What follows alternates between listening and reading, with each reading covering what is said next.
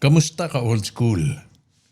Ngayong araw, pag-uusapan natin ang isang kwento na marahil ay bihirang marinig sa radyo o sa TV.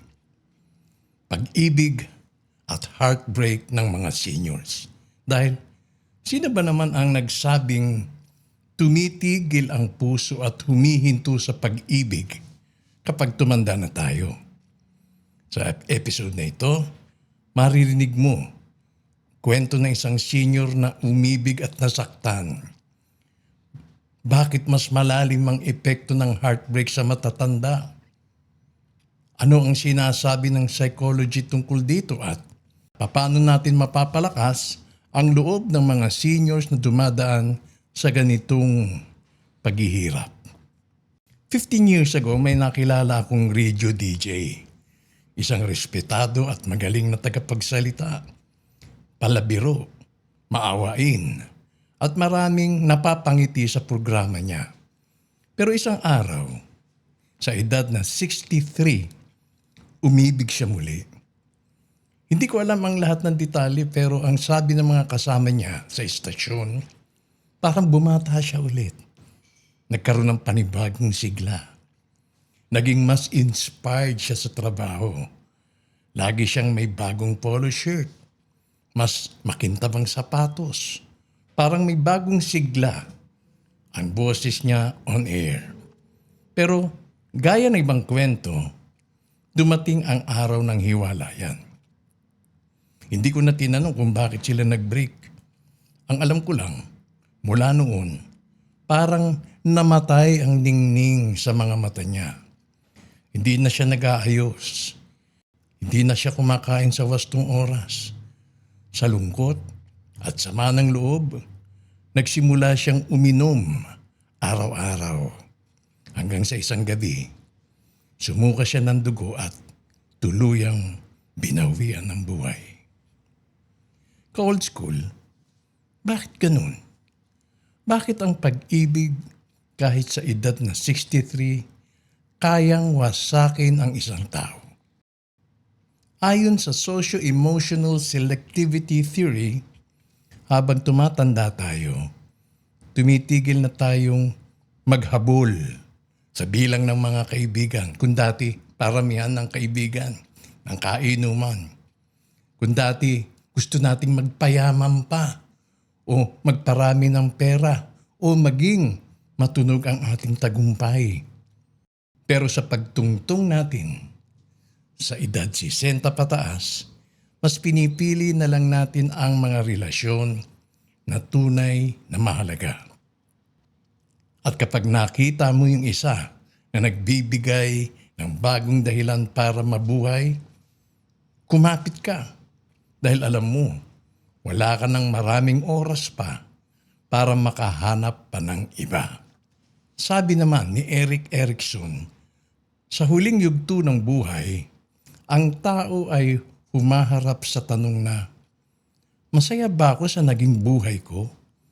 May kabuluhan ba ang lahat ng pinagdaanan ko? Kapag oo ang sagot, nagkakaroon ka ng peace and ego integrity. Pero kapag hindi, kapag puro hapdi, sakit, pagkawala at pangungulila ang naalala mo, nauuwi ito sa despair. Ang pakiramdam na wala na akong halaga, wala nang saysay mabuhay pa. At minsan, ang heartbreak sa ganitong edad, nagiging huling dagok na di na kayang lampasan ng katawan. Isipin mo, 63 years old. Akala mo tapos na ang panahon ng pag-ibig. Pero dumating siya, nagbigay ng kilig, ng bagong kwento, ng pangarap na may makakasama sa huling yugto ng buhay. Kaya nung nawala, parang nawala na rin ang rason mo para bumangon kinabukasan. Sabi naman ni Viktor Frankl, kahit sa pinakamasakit na karanasan, may pwede ka pa rin gawing makabuluhan. Kung titignan mo ang heartbreak bilang katapusan, uubusin ka nito. Pero kung makikita mo ito bilang paalala na kahit sa edad mo ngayon, kaya mo pa ring magmahal, kaya mo pa ring maramdaman na buhay ka, pues mabibigyan ka nito ng bagong saysay at ang bawat araw na titira sa buhay mo ay magkakaroon ng bagong kulay. Kaya, bakit mas masakit ang aking nararamdaman ngayong tumanda na ako kumpara noong kabataan ko? Bakit? Dahil mas mahina na ang katawan. Mas kaunti na ang social support.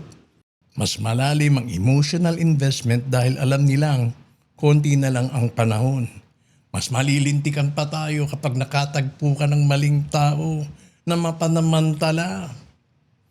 At gaya ng attachment theory, hindi nawawala ang pangangailangan natin sa love and security kahit ilang dekada pa ang dumaan. Ano ang pwede nating gawin? Narito ang mga practical tips para sa mga seniors na nakakaranas ng heartbreak ngayon. 1. Huwag mong isara ang puso mo. Buhay ka pa. At habang buhay ka, kaya mo pang magmahal kahit ang sarili mo muna. Unahin mo munang mahalin ang sarili mo bago mo ialay ang pagmamahal mo sa iba. Number 2, maghanap ng makakausap. Hindi ka nag-iisa. Minsan sapat na yung may isang tao na makikinig sa'yo nang walang paghuhusga.